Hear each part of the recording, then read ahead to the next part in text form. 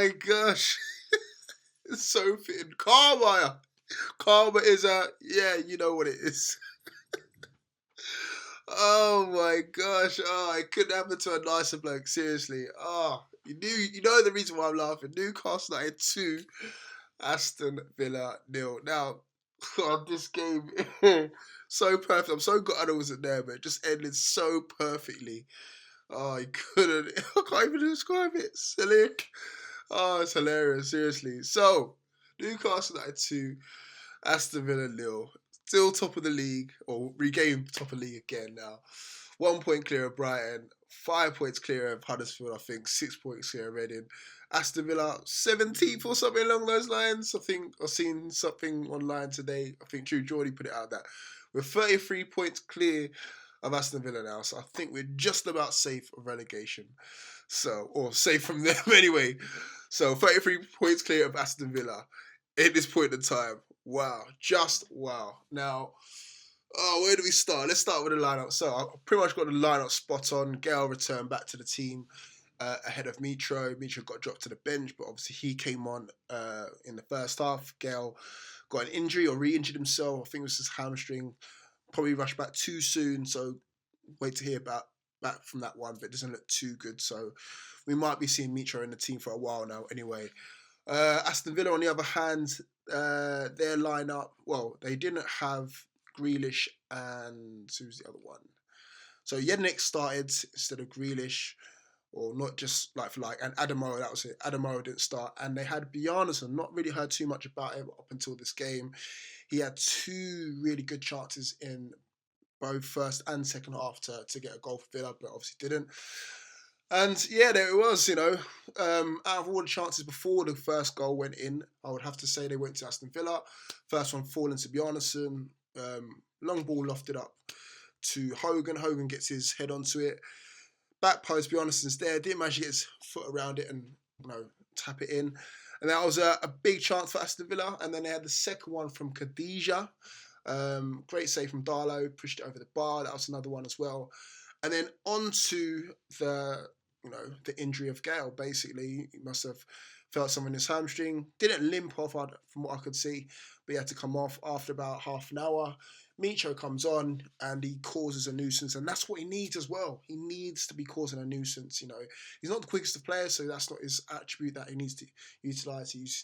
Utilize his physical presence, and the fact that he's a nuisance in the box, and that's what he was, and played his hand in the goal as well.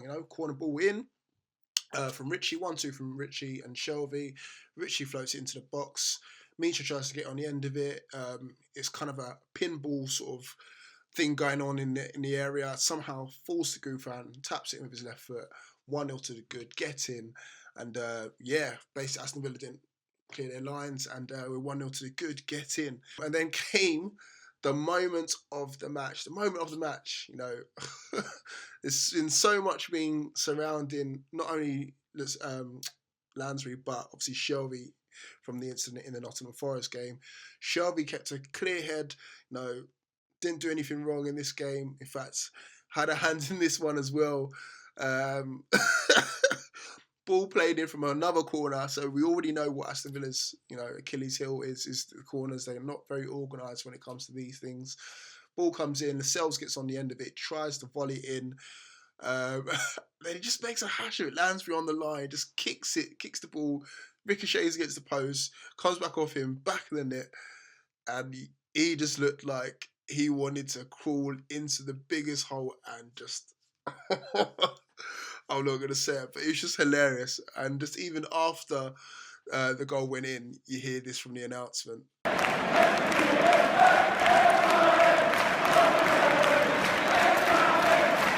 Number 2 for Newcastle. No goal by Villa's number 5,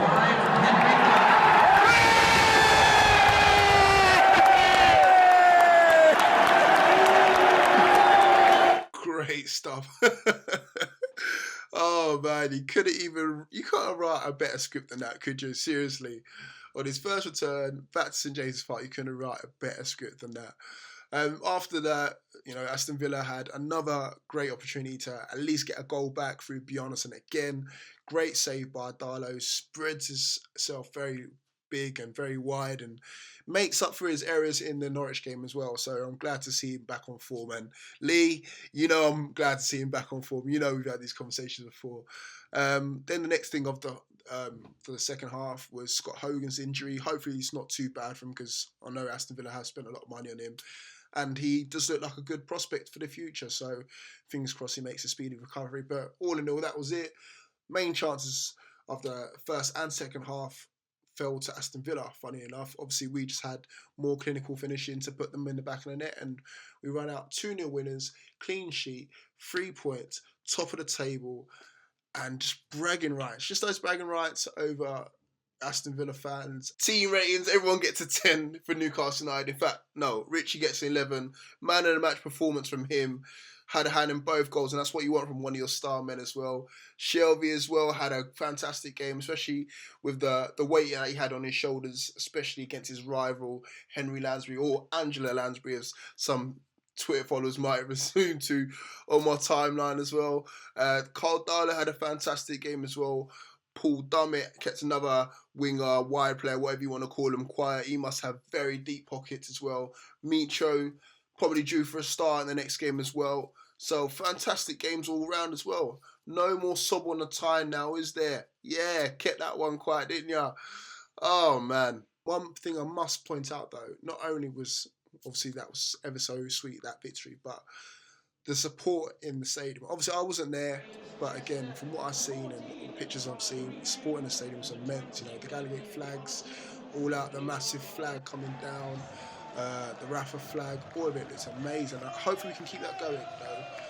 Just because it was a massive game, we shouldn't rule it out for other games as well. Not even just big games, but games in general. Make St James's Park the fortress that it once was and should be at all times as well. Starting with Bristol on Saturday. So Bristol City is the next game. Fingers crossed we do not let any of our form slip. We're doing well, especially against the bigger teams as well. Now that's 7 points taken out of the big teams as well. Derby, Villa, Norwich. That's a lot, man. And that's obviously it's the start of the 3 big away fixtures as well coming up soon against Reading, Huddersfield, and of course Brighton as well. So such a sweet victory. Oh, God, I love watching it though.